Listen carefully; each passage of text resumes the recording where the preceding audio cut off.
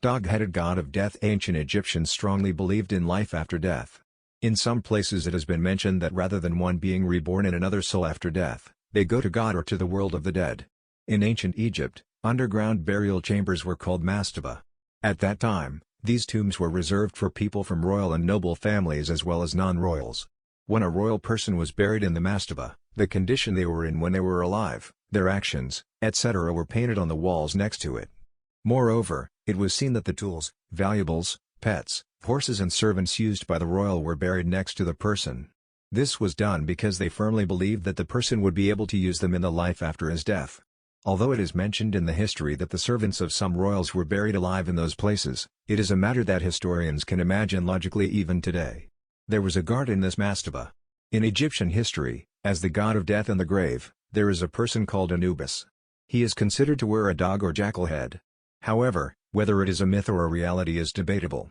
It is due to the fact that even in some places of history he has presented facts that indicate that he is true. However, he was a man who lived in secret. Anubis is the Greek name for the linker of mummification and the afterlife in Egyptian religious context. He was known as the man with the dog's head because he always wore a black dog's head. Like other deities in Egypt, Anubis was distinguished by the uniqueness of various actions.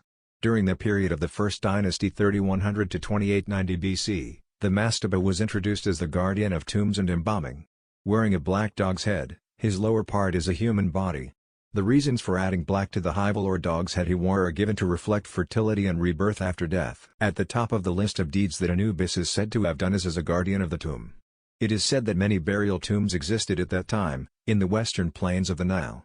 Dogs and foxes are seen guarding the chambers in front of some tombs, and it is said that they were controlled by Anubis. Anubis is said to have had a special knowledge of the human body and to have made a remarkable development in the practice of mummification, both among superstitions and in historical facts. A black dog head with long ears and a red ribbon was worn during each of these acts. Because of this, it is difficult to imagine what kind of person he is. The best example is his painting in Tutankhamun's tomb.